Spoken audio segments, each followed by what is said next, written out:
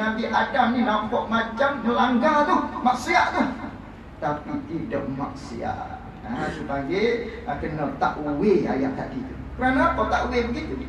Kerana asal hikmah Allah Subhanahu wa taala jadikan Nabi Adam alaihi salam, hikmahnya sebagaimana yang disebut di dalam Al-Quran, di dalam surah Al-Baqarah, wa iz qala rabbuka lil malaikati وَإِذْ قَالَ رَبُّكَ لِلْمَلَائِكَةِ إِنِّي جَاعِلٌ فِي الْأَرْضِ خَلِيفَةً قَالُوا أَتَجْعَلُ فِيهَا مَن يُفْسِدُ فِيهَا وَيَسْفِكُ الدِّمَاءَ وَنَحْنُ نُسَبِّحُ بِحَمْدِكَ وَنُقَدِّسُ لَكَ قَالَ إِنِّي أَعْلَمُ مَا لَا تَعْلَمُونَ. Itu hikmahnya. Asal penciptaan Nabi Adam alaihi salamnya, Allah Ta'ala nak letakkan Nabi Adam ni menjadi khalifah. Inni ja'ilun fil ardi khalifah.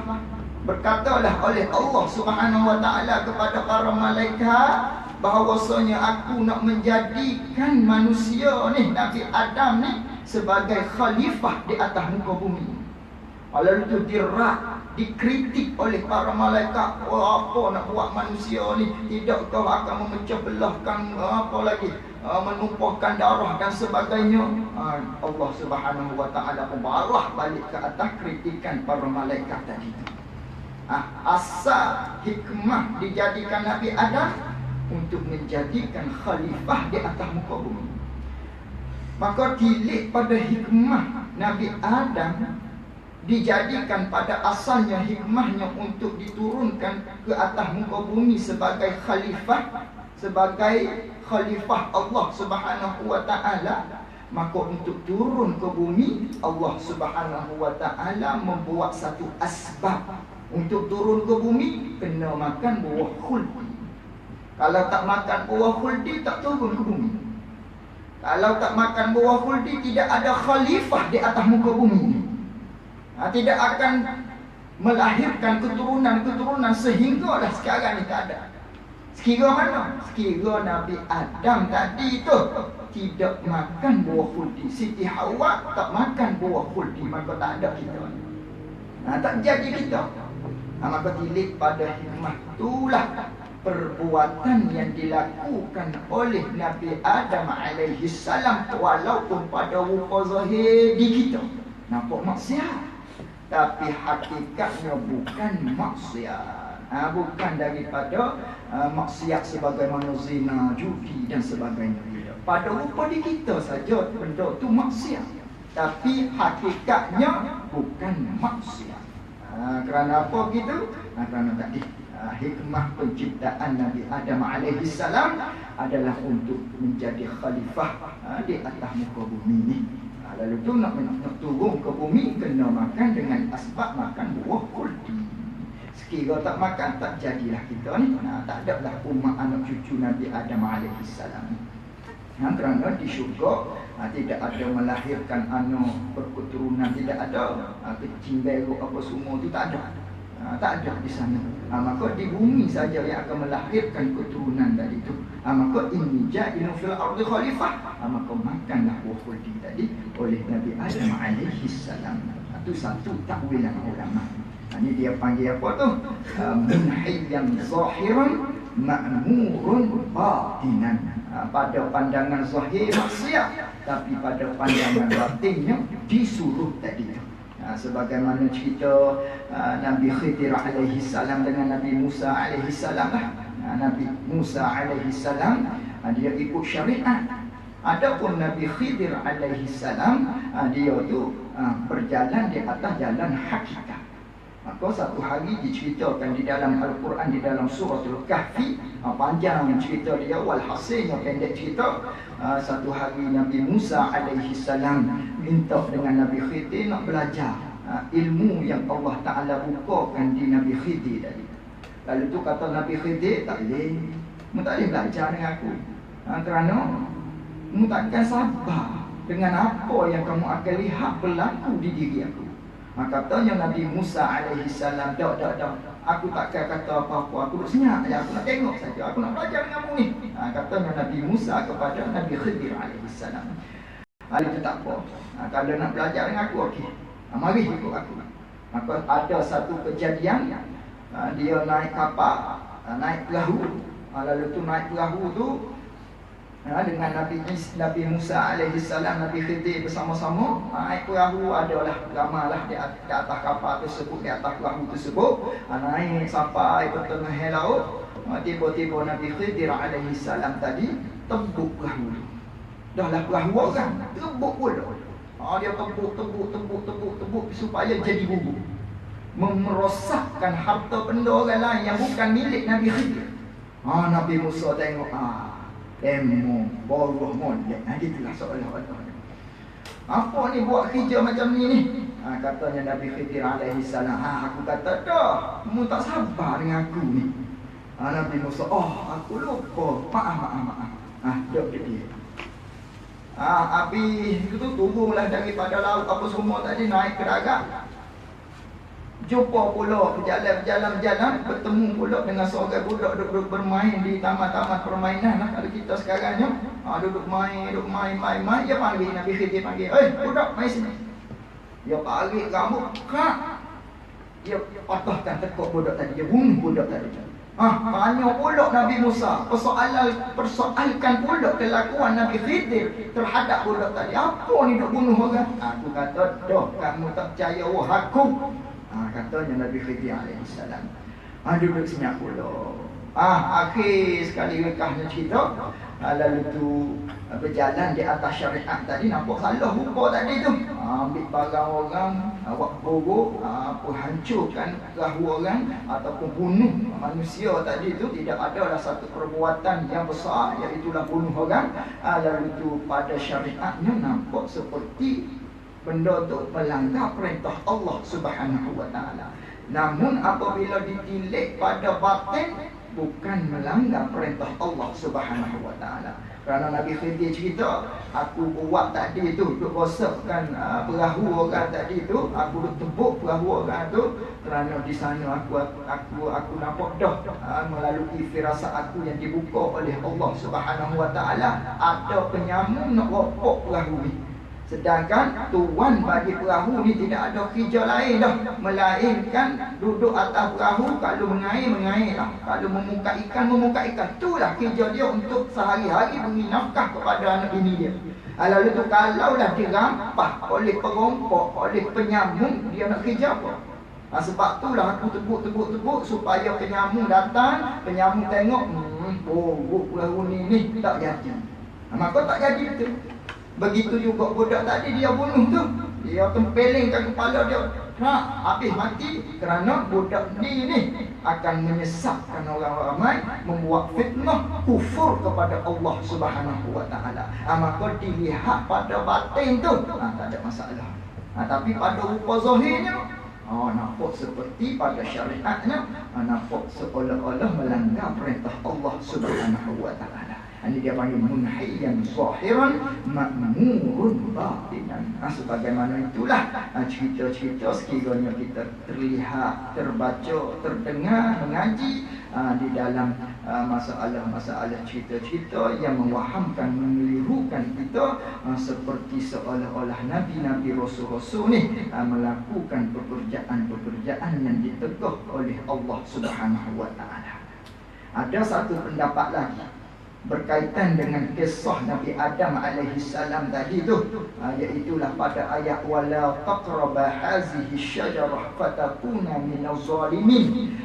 Di sana ada ulama dia mentakwilkan dengan maknanya, sekiralah wala taqraba hazihi syajarah, jangan kamu dekati ini pokok ni. Kalau kamu dekati juga, kamu akan menyusahkan diri kamu, kata Allah Subhanahu wa taala.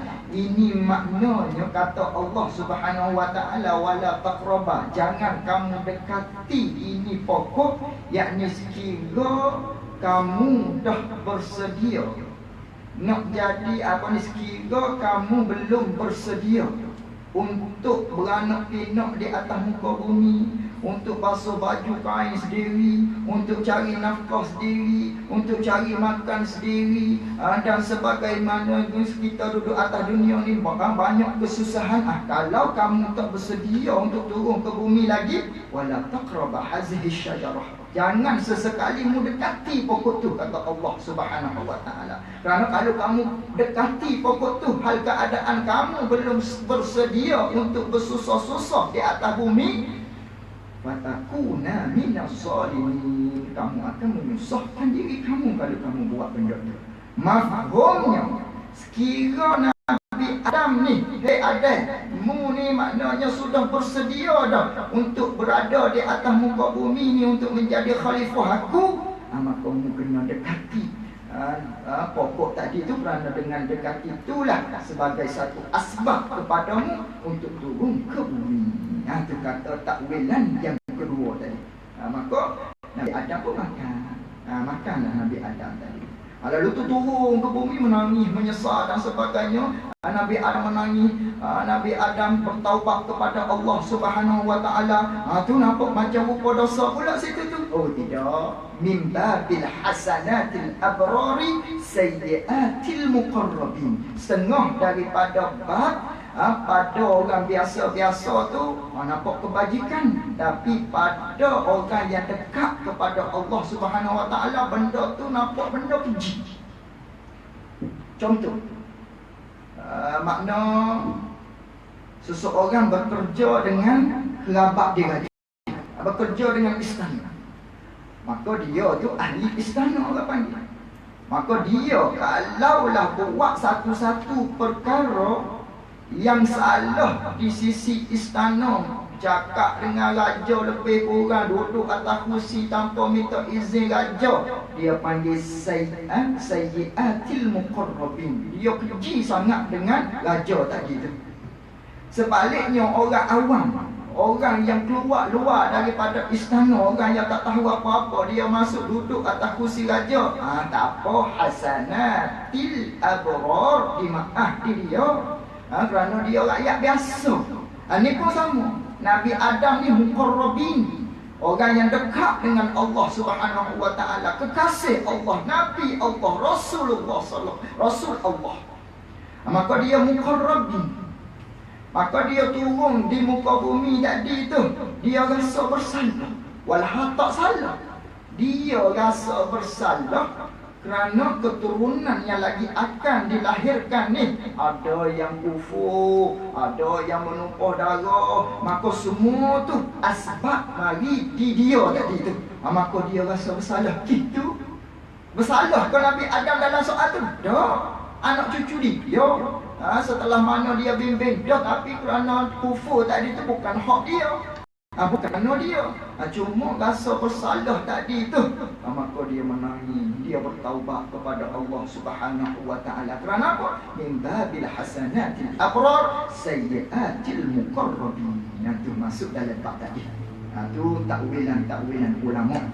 Maka begitulah walhasilnya akidah kita wajib kita iktikad segala nabi-nabi, segala rasul-rasul, mereka itu terpelihara daripada melakukan perkara-perkara yang ditegah, yang dilarang oleh Allah Subhanahu wa taala. Dengan kata lain, nabi-nabi, rasul-rasul ni maksum. Itu amanah bagi.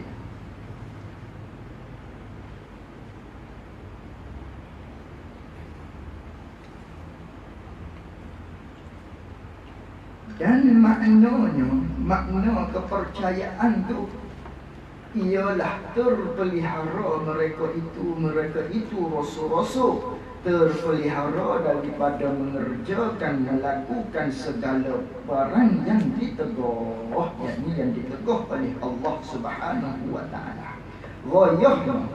Ghayah bagi kata barang yang ditegah tu. Kata ditegah tu ada yang haram, dan jika makruh, yakni dan jika adalah barang yang ditegah tu, dan jika makruh, yakni dan jika adalah barang yang ditegah itu makruh, dan khilafil aula sekalipun nabi-nabi rasul-rasul tak buat pekerjaan tersebut.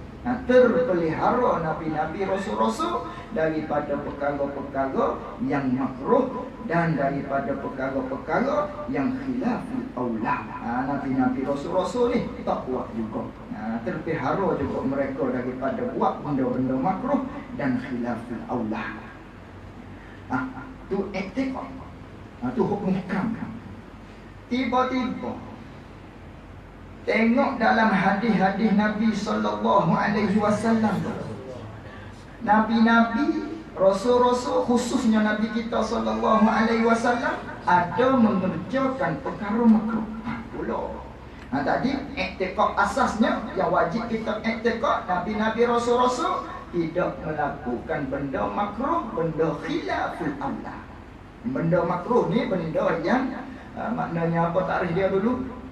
Barang yang diberi pahala manakala kita tinggal dia, buat dia tak berdosa. Itu makruh. Adapun khilaful aula lebih rendah daripada makruh. Benda yang ditegah haram. Ni 100%. Kalau nisbah temperature lah. Kalau nisbah peratusan, bawah daripada haram 100% tu 50% makruh.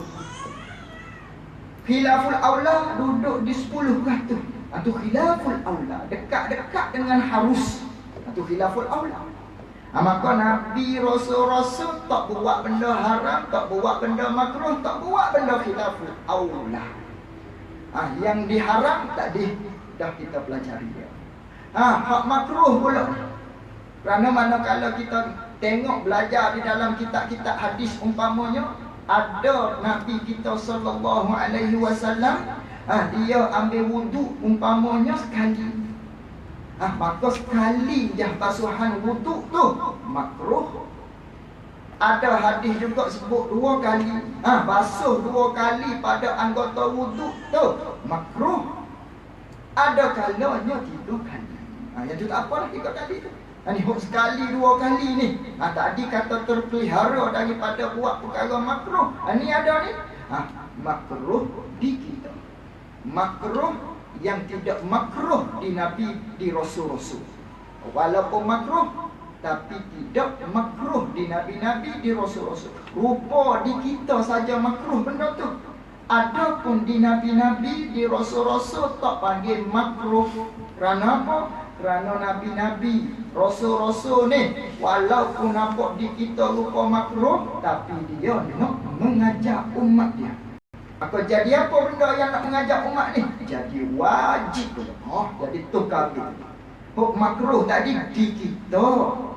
Adapun di Nabi, Nabi nak ajar hukum, jadi wajib di Nabi buat benda tu. Umpamanya wuduk sekali saja tu. Wuduk basuh sekali di anggota wajib, yang tu wajib basuh sekali.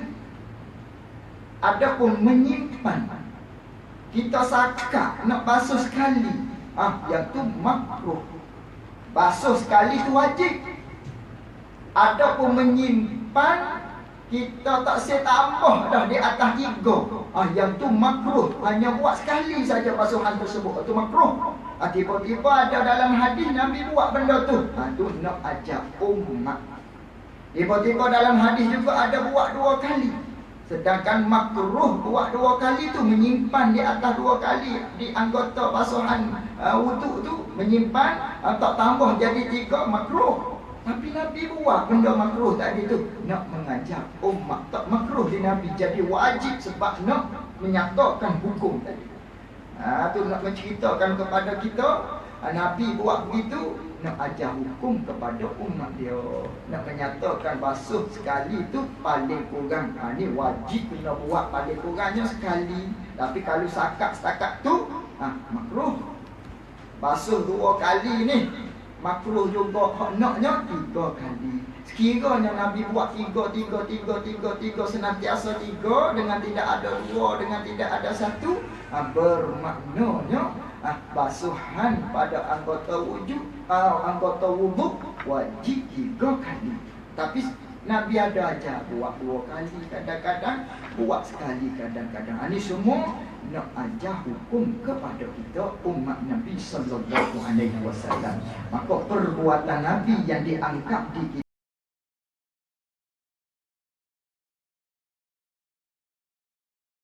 makruh jadi wajib.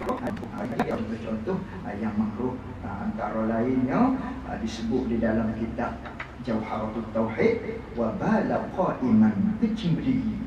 Kecing berdiri ada hadis Nabi sallallahu alaihi wasallam juga. Walhanya di fiqh di syariatnya bercing kencing sambil berdiri ni makruh. Kata setengah ulama, khilaful aula. Tiba-tiba Nabi buat benda tu, kencing sambil berdiri tadi tu. Kerana apa? Nak ajak umat, nak cerita kepada kita bukan haram kencing berdiri ni. Kerana pada zaman tersebut sesuai dengan suasana yang berlaku, para sahabat-sahabat Nabi sallallahu alaihi wasallam dia kata haram kencing berdiri. Tiba-tiba Nabi buat. Nabi kencing berdiri.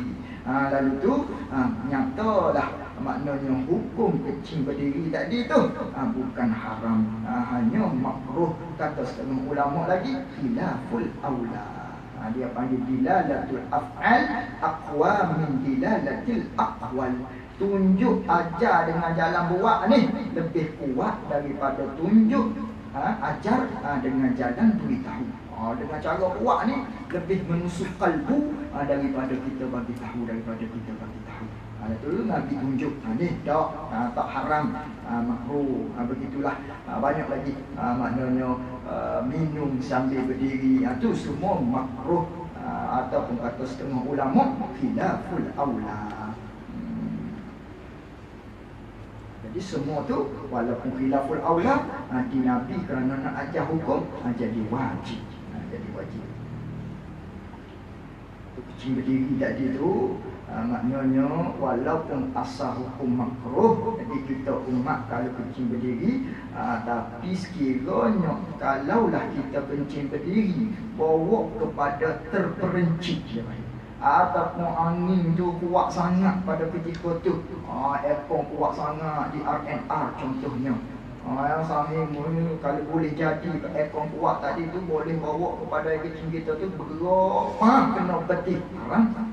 Jadi haram dah, haram ariji, asalnya makruh benda tu. Tilik pula kepada pelajar-pelajar orang yang mengajar di Pondok Umi Sufi Jambi, tak layak sikit abu di kecing di R&R, kecing di tempat makruh berdiri tu. Tapi tak boleh lah, tak boleh buat gitu, kena jaga semua. Full aula. Di siapa? Dia orang ramah. Di kita tu tak layak buat perbuatan yang sedemikian.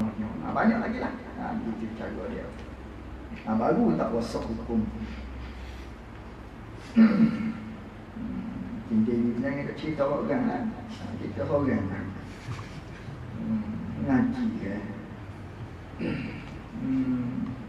Mana rasa ni?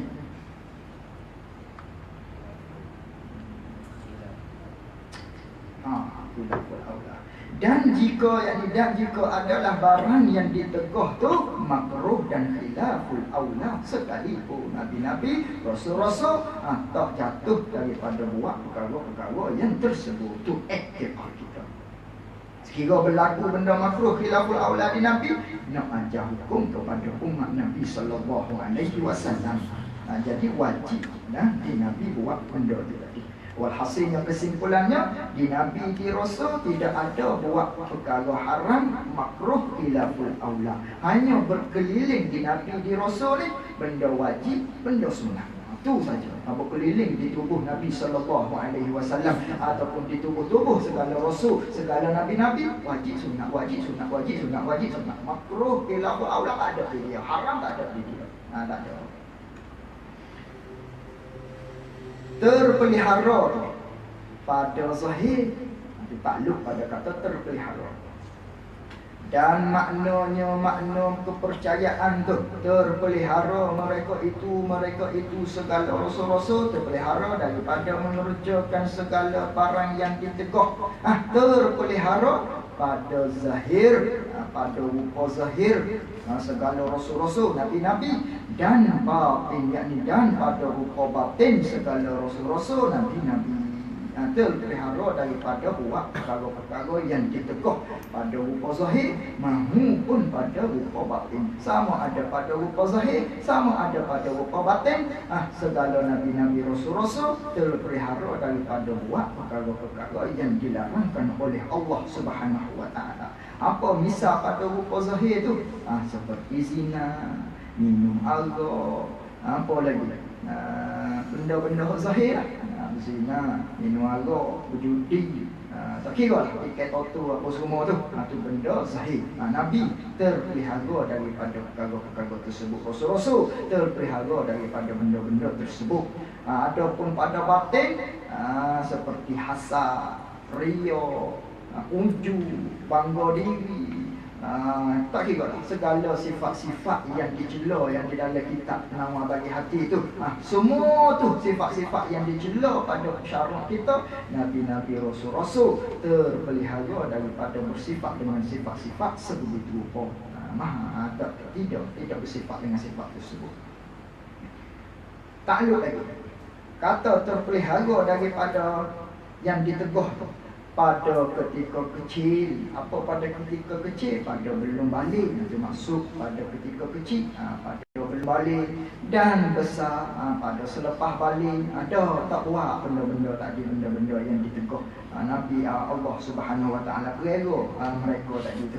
Mereka nabi-nabi, rasul-rasul. Banyak cerita-cerita yang kita boleh cerita berkaitan dengan dipelihara pada waktu kecil dan sebagainya. Sebab tu kena tengok dalam sirah-sirah lah.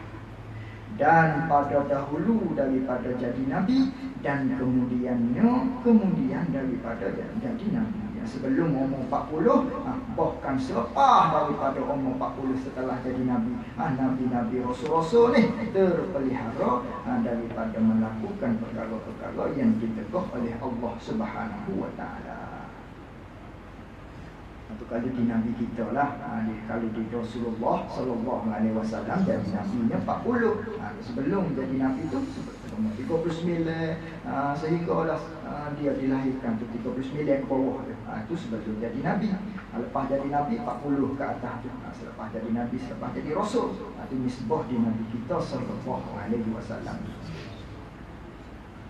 Itu terpelihara. Itu amanah bagi.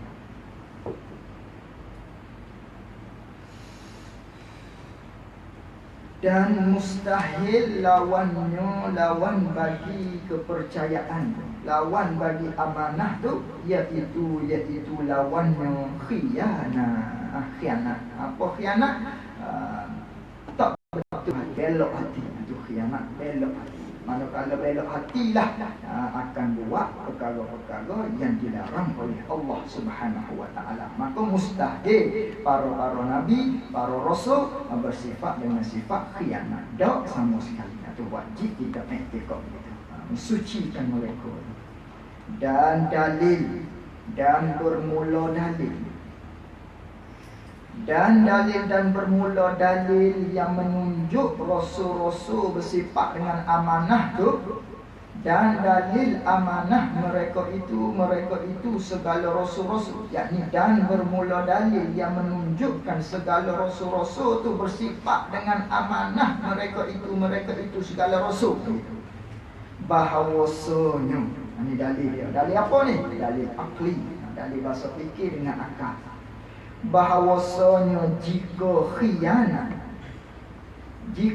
khianat mereka itu segala rasul-rasul, dengan bahawanya nabi-nabi rasul-rasul ni mengerjakan benda yang haram, benda yang ditegur, benda yang makruh ni, benda yang khilaful aula ni, nescaya jawab bagi jika adalah kita siapa? Kita umat Nabi sallallahu alaihi wasallam lah, disuruhkan kita ni dengan khianat juga.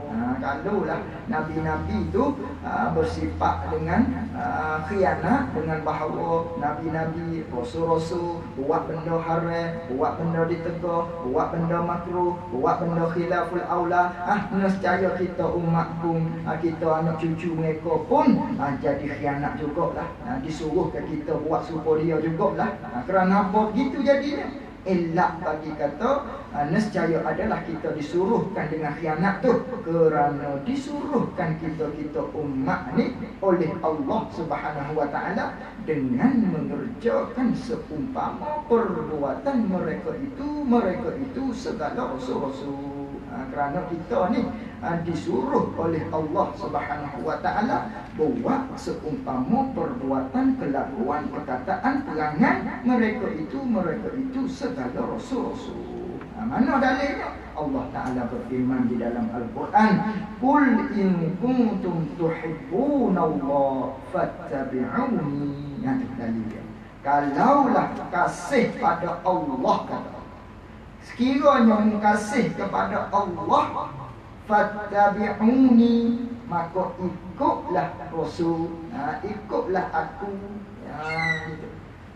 Qul in kuntum tuhibbunallaha fattabi'uni. Ataupun ayat lain lagi, wa ma atakum rasulun fakhuzuh. Dengan apa barang yang dilakukan oleh rasul-rasul, kamu kena buat.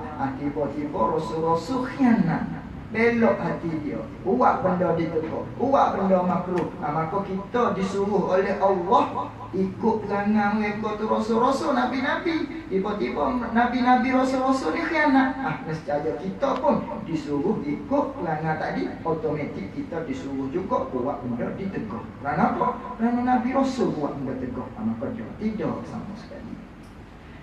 Dan tiada, ini padahal dan wawul hal, padahal tiada sah nak dakwa, gitulah. Dan tiada bahawa, yakni padahal tiada sah nak dakwa, kita tulis tambah. Padahal tiada bahawa, yakni padahal tiada sah nak dakwa bahawa disuruhkan kita hamba Allah ni dengan khianat itu. Tak boleh nak kata begitu. Kerana apa? Tak boleh, tak sah nak dakwa Allah Ta'ala suruh kita dengan khianat ni. Kerana tiada menyuruh Allah Subhanahu wa Ta'ala, yakni akan hambanya dengan kejahatan sekali-kali. Ada Allah Ta'ala tak suruh pun kita buat benda yang jahat. Mana ayat dia? Innallaha la ya'muru bil fahsya'i wal munkar. Sesungguhnya Allah Ta'ala tidak menyuruh kamu tadi tu dengan buat perkara-perkara yang keji dan buat perkara-perkara yang munkar, yang jahat-jahat, yang dilarang oleh Allah Subhanahu wa Ta'ala. Itu dalil bahasa akal. Maka dalil bahasa akal tadi tu digabungkan dengan dalil bahasa syarak. Tadilah ayat-ayat daripada Al-Quran. Ketika tabligh, nak baca lagi ke tak?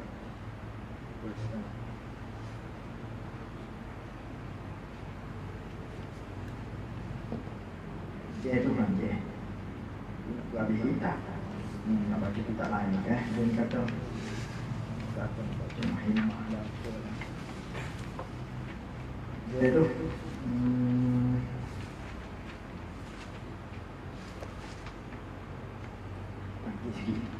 Ketiga tablighun, artinya, arti tabligh menyampaikan apa? Menyampaikan barang yang disuruhkan mereka itu segala rasul-rasul, dengan menyampaikan biarkan barang kepada makhluk, yakni kepada manusia dan jin. Itu tabligh. Jadi sifat yang ketiga tabligh ni ada khilaf ulama. Ada kata setengah ulama di rasul saja ada sifat tabligh ni. Ada pun di nabi tak ada sifat tabligh. Kerana apa? Kerana takrif nabinya hanya sampai wahyu kepada diri dia, tak wajib untuk menyampaikan kepada orang lain. Maka di nabi-nabi tabligh ni maknanya tak ada di nabi-nabi. Di rasul-rasul bermakna ada 4: sidik, amanah, tabligh, fatanah. Ada pun di nabi saja sidik, amanah, fatanah. Tabligh ni dah. Tapi kata setengah ulama tabligh di nabi pun ia juga. Kenapa? Kerana mereka tu menyampaikan dengan maknanya dia menyampaikan kepada umat semasa tu cerita bahawasanya dia ni nabi saja. Aku nabi. Dia tak cerita kepada orang lain tu tentang hukum-hukum. Sekadar dia kata aku nabi. Sekadar dia dakwa aku nabi. Tak boleh juga. Kerana cerita dia tu nabi. Tu saja. Tu kata setengah ulama begitu. Ketiga, tabligh. Arti tabligh menyampaikan. Nasabahlah tabligh tu. Kita tahu ahli jemaah tabligh. Ya tu dakwah. Ketiga, tabligh artinya menyampaikan. Menyampaikan apa? Barang yakni hukum-hukum yang disuruhkan mereka itu segala rasul-rasul disuruh sampai dengan menyampaikan dia akan barang, akan hukum-hukum, menyampaikan kepada makhluk apa? Manusia dan jin. Itu tabligh. Maka adalah barang yang diwahyu oleh Allah Ta'ala kepada segala rasul itu 3 bahagi. Maka adalah barang yang diwahyu. Barang yang diwahyu yakni barang yang diberitahu. Barang yang diwahyu, barang yang diberitahu. Asalnya wahyu ni dengan makna al-a'lam ala sabil khafi, memberitahu atas jalan sembunyi. Itu panggil wahyu. Maka di sini maka adalah barang yang diwahyu, maka adalah barang yang diberitahu oleh Allah Subhanahu wa Ta'ala kepada segala rasul-rasul tu 3 bahagi. Ada 3 bahagian. Ada 3 bahagian. Mana? Satu bahagiannya menyuruh Allah Ta'ala akan mereka itu segala rasul-rasul. Suruh dengan ketiadaan menyampaikan dia akan satu bahagian ini kepada makhluk. Itu satu bahagian. Kata tabligh ni tubik 3. Keluarnya 3. Satunya suruh Allah Ta'ala kepada segala mereka rasul-rasul ni dengan jangan menyampaikan kepada makhluk, hanya untuk diri dia saja segala rasul-rasul. Itu satu bahagian. Tak disuruh untuk menceritakan, menyampaikan, memberitahu kepada makhluk, kepada manusia, kepada jin, kepada umat dia. Tak suruh, hanya untuk diri dia. Itu satu bahagian. Lalu tu maka tiada harus bagi mereka itu rasul menyampaikan dia akan barang yang tersebut tadi. Barang mana? Barang yang duduk dalam kategori bahagian yang pertama ni. Maka haramlah, bahkan mustahillah Nabi rasul menyampaikan benda wahyu yang dihantarkan hanya khusus kepada rasul-rasul saja. Tiba-tiba rasul-rasul diberitahu kepada umat dia. Maka mustahil tidak. Hanya hukum ni hanya ke atas diri mereka itu rasul-rasul saja. Itu satu bahagian. Wahyu yang diturunkan khas untuk rasul-rasul saja. Maka yang ni tidak disampaikan kepada kita umat dia. Itu satu bahagian. Dan satu bahagian lagi. Dan satu bahagian lagi, yakni bahagian yang kedua lah. Dah ada 3. Dan satu bahagi lagi memberi pilih Allah Ta'ala, yakni memberi pilih oleh Allah Ta'ala akan mereka itu rasul, pilih padanya pada satu bahagian ini. Pilih untuk menyampaikan pada satu bahagian ini. Maka harus bagi mereka itu segala rasul menyampaikan dia akan nak rujuk pada mana tu? Akan satu bahagian yang memberi pilih oleh Allah Ta'ala ni. Gitu. Maka harus bagi mereka itu rasul menyampaikan dia akan satu bahagi yang memberi pilih oleh Allah Ta'ala ni, supaya menyampaikan dia kepada siapa? Kepada mereka yang dikehendaki oleh rasul untuk menyampaikan. Gitu. Banyak tu kena tambah tu. Semula. Maka harus bagi mereka itu rasul-rasul menyampai akan dia akan mana, akan satu bahagi yang memberi pilih oleh Allah Ta'ala untuk menyampai tu, menyampai tu pula kepada mereka yang Nabi, yang Rasul nak menyampai itu, nak tambah. Dan ketiadaan menyampainya,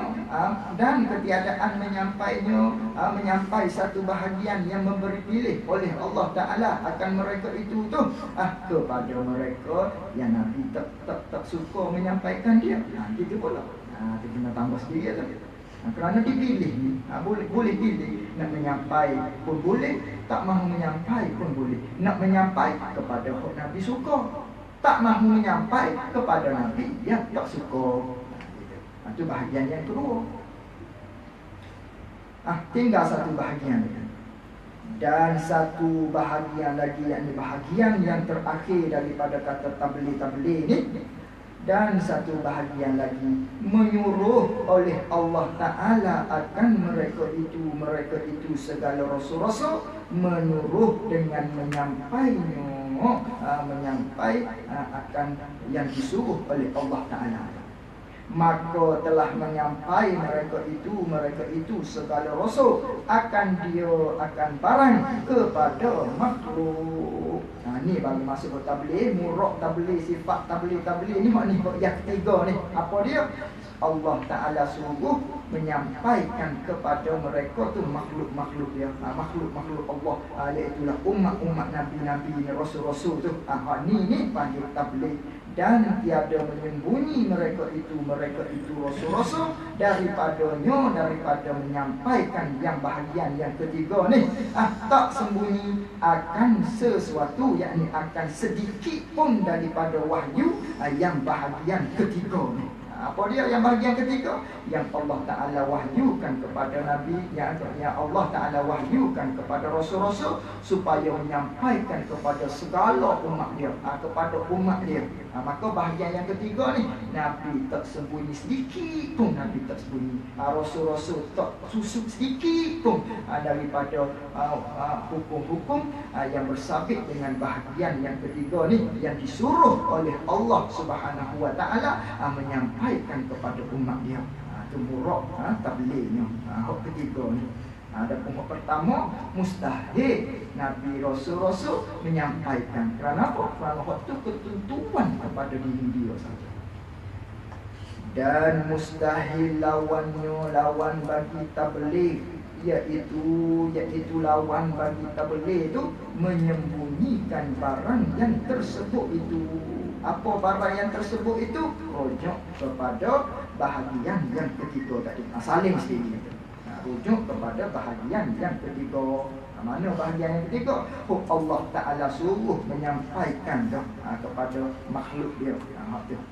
Maka mustahil Nabi-Nabi, Rasul-Rasul menyembunyikan perkara yang tersebut. Bukan Nabi-Nabi, Rasul-Rasul menyembunyikan perkara yang tersebut. Dan dalil tabligh itu ialah bahawasanya, dan dalil yang bermula dalil yang menunjukkan Rasul-Rasul bersifat dengan tabligh ialah bahawasanya jika menyembunyi mereka itu segala rasul-rasul, jika susuk, jika tak beritahu mereka itu segala rasul-rasul akan sesuatu, yakni akan sedikit pun daripada perkara-perkara yang tersebut tadilah, Allah Ta'ala suruh menyampaikan tu. Jika Nabi susuk, jika Nabi tak beritahu, jika Nabi menyembunyikan perkara tersebut sikit daripada, yakni hal keadaan sesuatu yang menyembunyi itu tu, daripada barang yang disuruhkan mereka itu segala rasul-rasul suruh dengan menyampaikan dia kan barang. Jawabnya nescaya adalah kita umat ni lah disuruhkan kita juga dengan menyembunyikan ilmu. Disuruh kita menyembunyikan ilmu. Sebagaimana tadi juga lah. Kerana disuruhkan kita, yakni kita hamba ni oleh Allah Subhanahu wa taala, disuruh dengan mengikut mereka itu segala rasul-rasul. Macam tadi jugalah ayat dia dah, ayat Qurannya.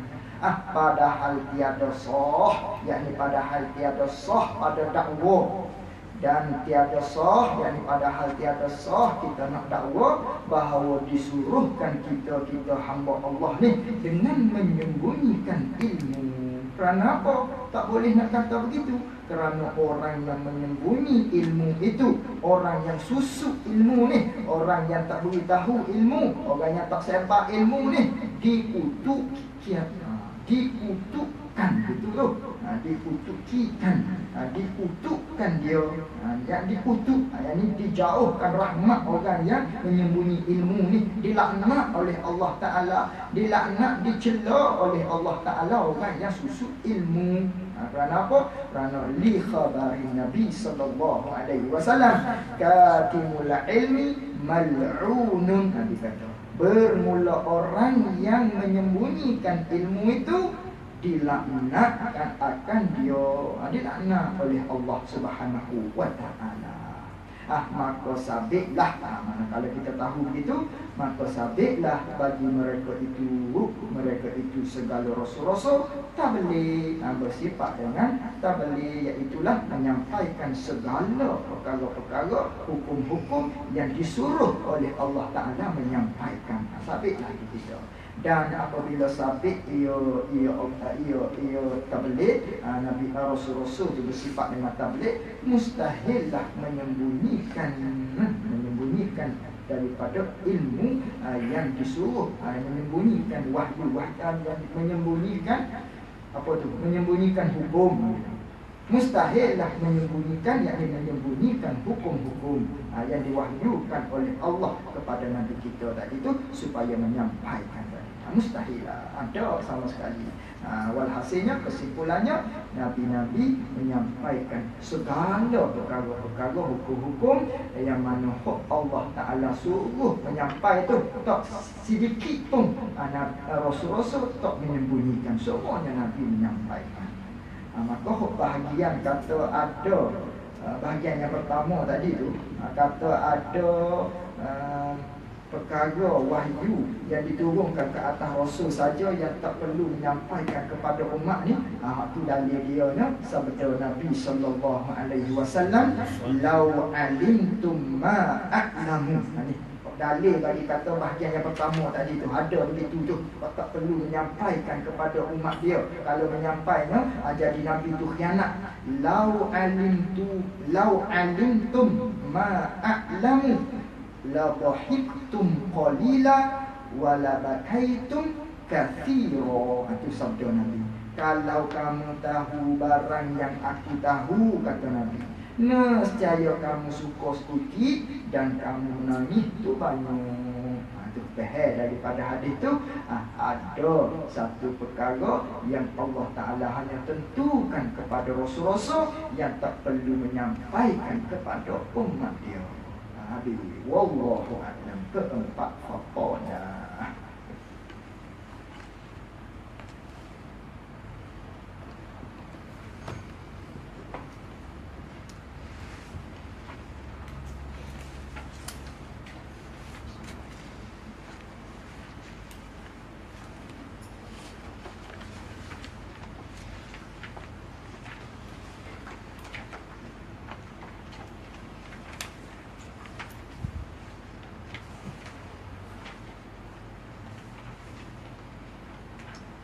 Kita pegangan Qasiyah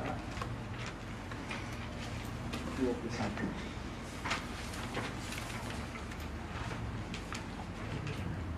Baris yang ke-8. Baris yang ke-8 surat 21.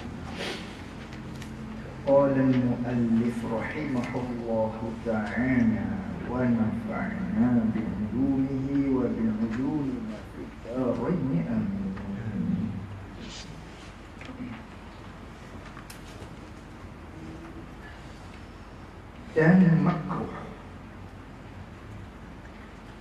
Dan makruh membuat saf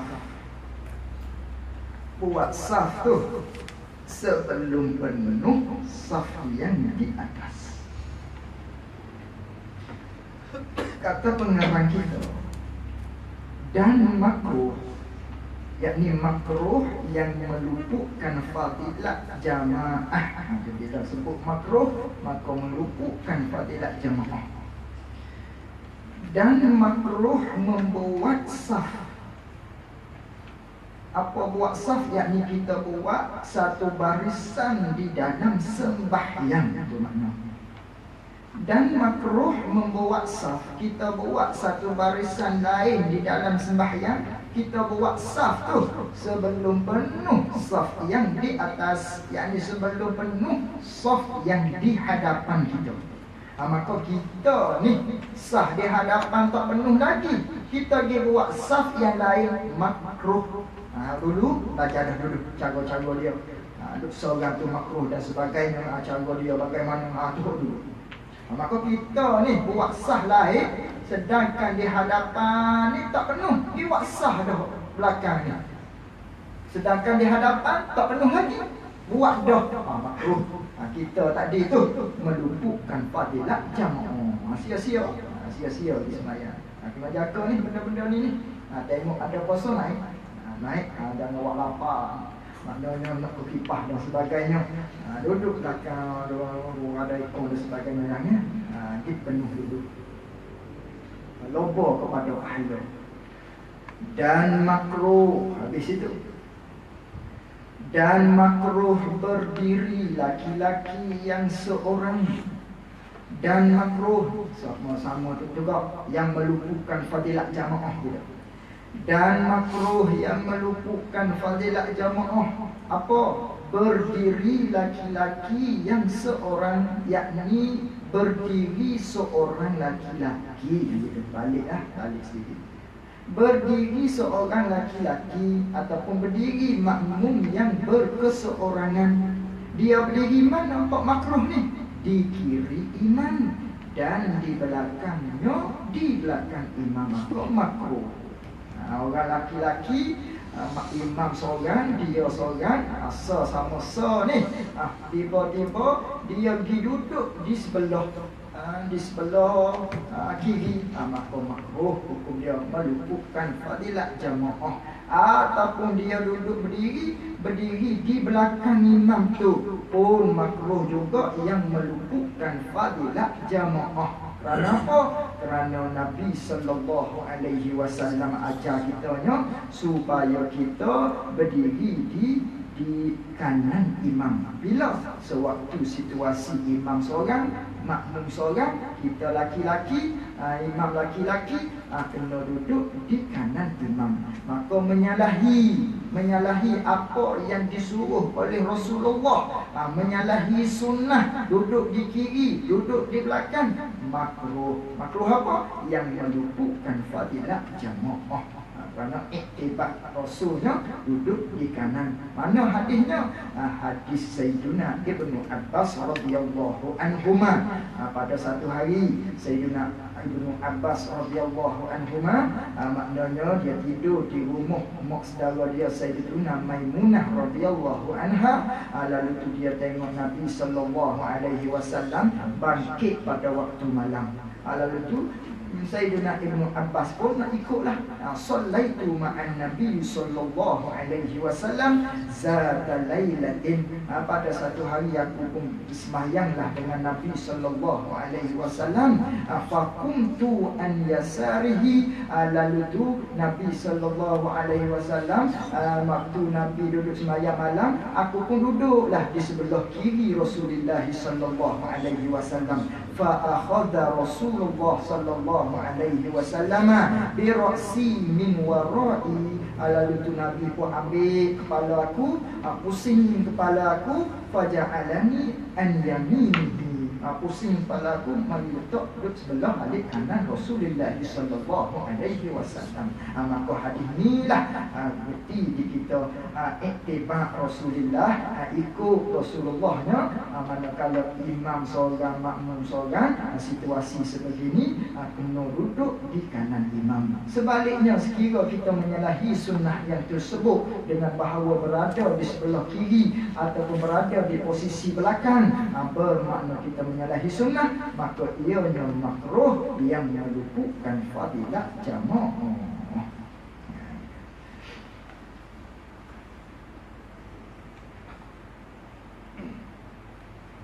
Itu masalah laki-laki. Sebaliknya, tak cerita dalam kitab. Adapun bagi masalah perempuan pula.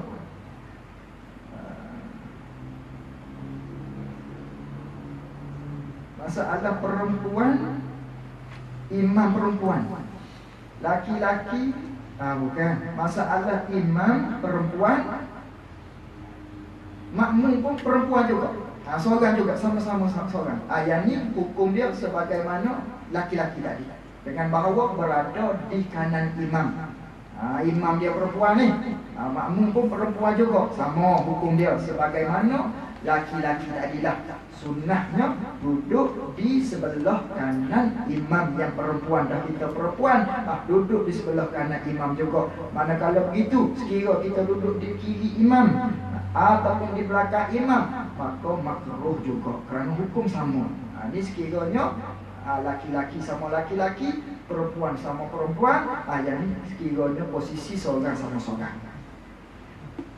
Adapun imam lelaki pula, perempuan seorang, makmum seorang perempuan, imam seorang laki-laki. Yang ni duduk di belakang. Makmum tadi yang perempuan tu duduk di belakang, tak ada laki-laki ni, kosong. Imam yang dengan bahawanya kita suami isteri lah. Kita suami ada isteri seorang, kerana ada seorang kan, kalau ada lama yang lain beza. Duduk ramai lah, tahu tak contohnya. Ini seorang, imam seorang, kita suami. Perempuan ni nak duduk mana? Isteri kita duduk di belakang. Sekira dia duduk di kiri, sekira dia duduk di kanan, makruh yang meluputkan fadilah jamaah. Itu kita sebut dalam kitab tu, tambah sedikit.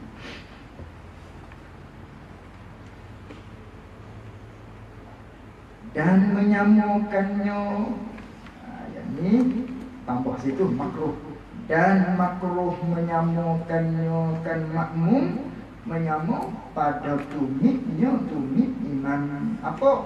Kita sama betul tumit makmum dengan tumit imam. Tumit makmum, tumit imam. Tumit imam, tumit makmum, sama betul. Makruh walaupun sah semayang kita tadi tu. Tapi bila mana tumit sama tumit ni sama betul, imam tumit dia, makmum tumit dia, sama betul. Tak beza sikit. Tidak kata makmum tu kena turun sikit, tak tumit dia, sama betul dulu. Yang ni makruh yang meluputkan fadilah jamaah. Maka pastikan tumit kita tu di belakang sedikit daripada tumit imam. Sekadar mana? Sekadar jari kaki makmum, maknanya duduk sama taruh ataupun belakang sikit daripada tumit imam tadi. Itu baru itu. Dan terjauh, yakni dan makruh. Makruh lagi. Dan kita dah bicara bab makruh. Dan makruh meluputkan fadilah jamaah juga ni.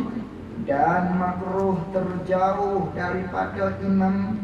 Dan makruh terjauh, yakni jangan jauh.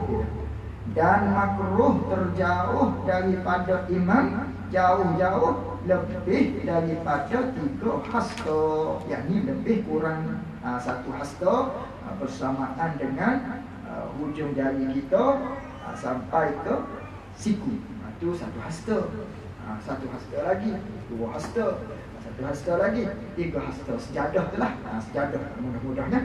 Maknanya jangan kita jauh lebih daripada 3 hasta. Kalau jauh meluputkan fadilah jamaah. Ada pun bagi sah perempuan, sah bagi perempuan Maknanya dia di antara saf laki-laki dengan saf perempuan bukan 3 hasta. Dia sunat lebih daripada 3 hasta. Di laki-laki tadi sama-sama laki-laki kita dengan imam saf pertama saf kedua, jangan lebih 3 hasta. 1 hasta dari kita hingga ke situ, 1, 2, 3, jangan lebih itu. Ada pun bagi perempuan pula, sah perempuan, sah laki-laki dengan sah perempuan tu sunatnya jauh lebih daripada 3 hasta. Jauh lagi tu lebih afdal bagi dia, bagi mereka itu sah perempuan. Walaupun jauh, jangan sampai sehingga 300 hasta.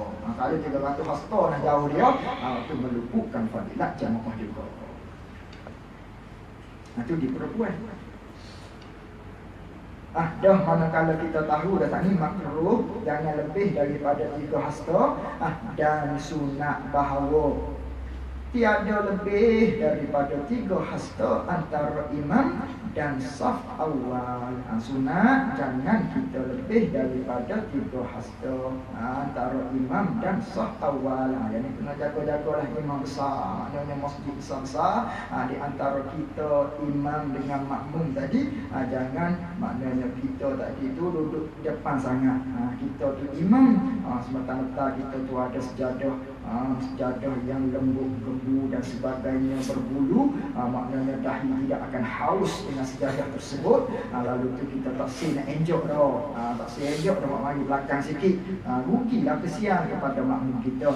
Jangan kita terlalu jauh, sehingga jauh tadi tu lebih daripada 3 hasta. Jangan dia tadi. Dan antara tiap-tiap saf di belakangnya, begitulah saf kedua dengan yang ketiga, saf yang ketiga dengan saf yang keempat. Begitulah hasilnya, jangan lebih daripada 3 hasta. Sejadah kapek di masjid semua tu, dia buat tu lah, comel dia buat tu.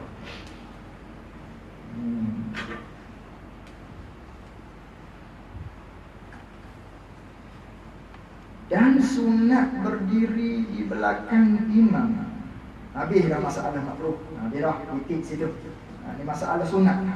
Ini masalah sunat, cara-cara aturan. Manakala di susubuh tempat kita nak sembahyang tu terdiri daripada ada jatah, ada budak, ada kanak-kanak, gitu. Ada kunsa apa, tak kira lah. Kunsa tu bukan pondek tu. Kunsa ni dia ada 2 alat. Alat laki-laki satu ada dia, alat perempuan pun ada, dia panggil kunsa. Bukan pondek. Pondek tu jatah tu. Pondek tu, pondek kita tengok tu, walaupun rupa saja perempuan tapi lelaki hakikatnya. Tak percaya. Acu maknanya abang atas belakang. Apa atau kat topik tadi. Hui. Ada lah. Jatah tu. Ini 2 lah. Topik jadi suara amuk. Dan sunat berdiri di belakang imam. Masalah sunat. Dan sunat berdiri di belakang imam oleh segala laki-laki. Murak segala laki-laki itu yang balik. Yang balik muraknya. Kerana kalau sebut laki-laki, muraknya yang balik. Kalau sebut kanak-kanak, muraknya yang tidak balik, yang belum balik. Bukan masalah masalah sah ni disunat ataupun tidak, berkhitan ataupun tidak, itu tidak menjadi persoalan. Yang mempersoalkannya balik atau tak balik. Ini masalah nak susun sah. Dan sunat berdiri di belakang imam. Siapa? Oleh segala laki-laki, yakni laki-laki yang balik. Sesunatnya selepas daripada imam, laki-laki yang balik dulu, orang tua-tua kita kata. Kemudian yakni selepas daripada sah laki-laki yang balik tu, jika sempurna sah mereka itu segala laki-laki yang balik tadi tu, kalau penuh dah dengan mereka itu orang tua-tua, maka ialah kanak-kanak. Itu jawab bagi jika tu. Maka seolah-olah ada kata maka lah situ. Maka kanok-kanok. Kemudian manakala sah kanak-kanak pula, kemudian perempuan. Barulah perempuan. Khunsa di mana khunsa? Khunsa seolah-olahnya duduk sini. Lepas laki-laki iman, lepas tu laki-laki, lepas tu kanak-kanak belum balik. Dia kena duduk situ.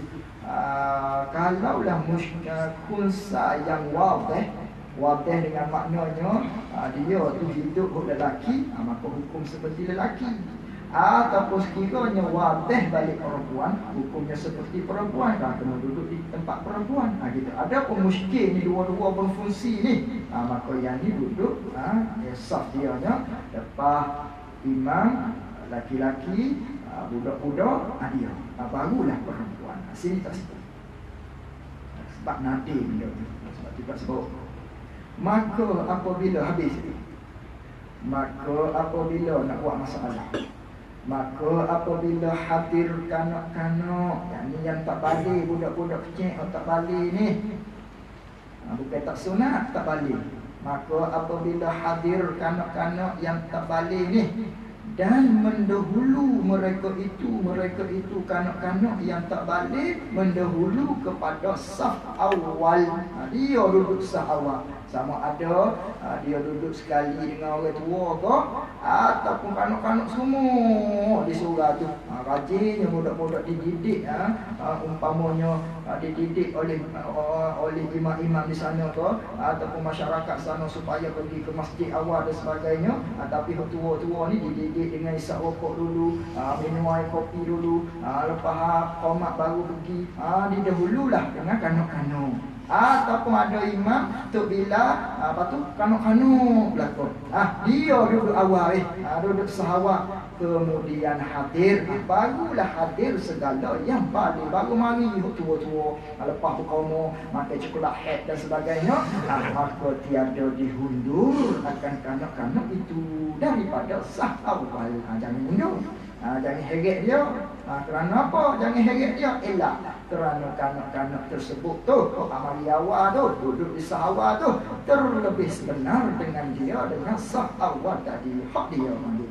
Hak dia tu, bukan hak orang tua baru mari dah. Hak dia, jangan kita lagi dia maknanya. Tapi sekiranya sama-sama hati awal, tadi cara susunnya dia. Ada pun hak ni hak tua mari lewat. Hak tua mari lewat, maka manakala hak tua mari lewat didahulukan oleh hak kecil-kecil, hak tidak balik, hak tak sunat tadi kita kata, maka dia maknanya saf tersebut milik dia lah. Jangan kita sesekali mundur. Jangan dengan makna makruh. Kalau kita heret dia tu ke bawah, kita naik ke depan, yang tu makruh. Kerana apa? Kerana dia terlebih berhak berada di sana. Cuma kena jagalah. Jaga apa? Sekiranya dia tak balik, sekiranya dia tak sunat umpamanya, kena jaga masalah najis pada kulfah dia lah, pada alat dia tadi, kerana tak sunat lagi umpamanya. Sekiranya kalau dah dia sunat dah, tak timbul masalah. Tak timbul masalah mana bagi kita. Tapi sekiranya dia tak sunat tadi tu, ada hulu tadi kita panggil, maknanya tak sunat, kerana baliknya di Malaysia sunat ni lepas UPSA biasanya, baru sunat besar dah.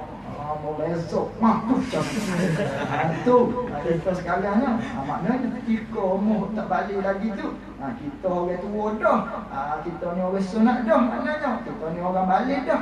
Maka kita kena jagalah dengan dia tadi, dengan bahawa jangan dia tindang kaki kita. Kerana baliknya terjadinya di tahiyat akhir.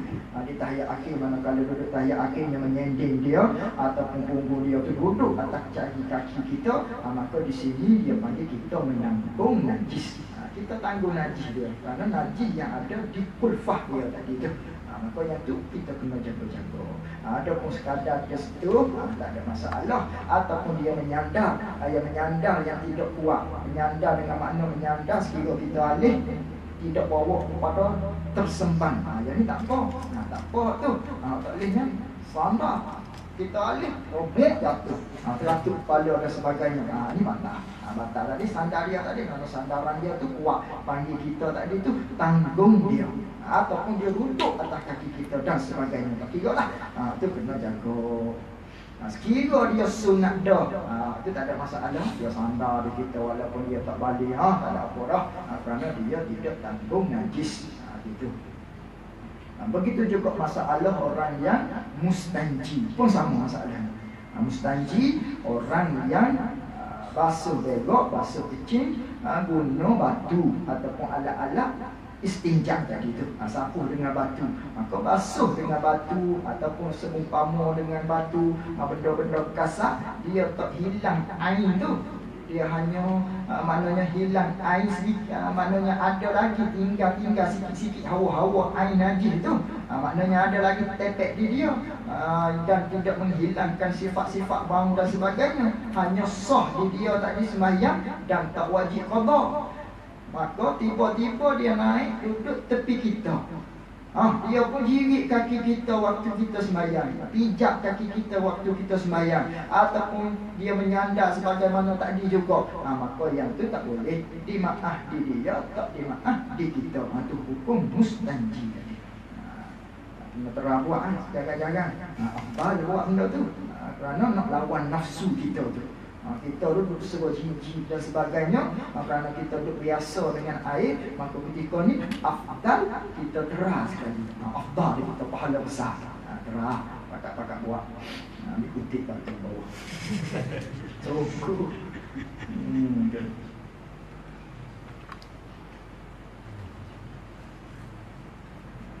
Maka apabila hadir kanak-kanak yang tak balik dan mendahulu mereka itu kanak-kanak kepada saf awal, kemudian hadir segala yang balik, maka tiada dihundur akan kanak-kanak itu daripada saf awal tersebut. Elak dia, kerana kanak-kanak terlebih sebenar dengan dia, dengan saf awal pada ketika itu, pada ketika dia mari awal tadi. Ini ulama istinbat daripada hukum. Suatu kali Nabi SAW duduk dalam satu hidangan. Di kanan dia ada budak gulam, ada budak kecil. Sebelah kiri dia ada orang tua-tua semuanya. Lalu tu Nabi diberikan oleh sahabat satu minuman. Nabi ambil, Nabi minum. Lalu tu Nabi minta izin kepada budak ni, gulam, budak, izinkan aku untuk pergi kepada orang tua dululah, untuk minum air ni, sebab mengecek lagi. Katanya budak tu tak boleh, hak hamba tu. Sebabnya dia nak ambil berkat dengan Rasulullah SAW hasil daripada minuman Nabi tadi orang pertama. Ayo kita Nabi pun boleh. Sini maknanya istinbat daripada ni, kiyah maknanya tak boleh kita nak tarik budak tadi tu daripada sah awal kerana hak dia. Hak dia. Elak kedua, elak pertama kerana dia terlebih sebenar. Elak yang kedua, dan kerana satu jenis kanak-kanak dengan segala laki-laki itu. Muka sejenis, tak ada masalah lah. Dan memberi faham oleh elak ini. Elak mana? Elak kedua. Elak satu jenis kanak-kanak dengan laki-laki yang tersebut tu, bahawasanya perempuan-perempuan sekiranya mendahulu mereka itu perempuan-perempuan pula bagi saf awal, dia pula mari awal pula.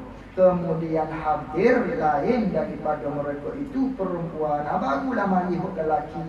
Imam perempuan, umpamanya Ustaz Rabi jadi imam. Lalu tu mari perempuan bakar ni. Tak ada laki-laki, ada lagi tak ada, ada tadi tak ada. Semua tak ada. Di mana tak tahulah, mengaji kuat dan sebagainya. Terlupa umpamanya. Lalu tu dipenuhi dengan perempuan bakar ni. Ustaz Rabi pun dengan hebatnya dia menjadi imam. Lalu tu kemudian lain, kenalah takhir mereka itu kena hundur. Maknanya takhir dengan makna hundur. Kenalah takhirnya, yakni kenalah hundur mereka itu perempuan. Ada contoh media belakang tu. Kenalah hundur mereka itu perempuan. Kerana apa kena hundur? Kerana ketiadaan sejenis mereka itu perempuan dengan lelaki-lelaki yang baru hadir yang lain tadi tu. Dia pula kena hundur.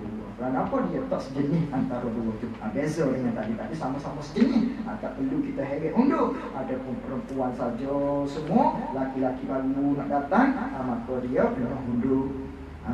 Dan telah berkata Sayyidina Al-Habib Abdullah Al-Haddad di dalam kitab Nashah. Wallahu a'lam wa inni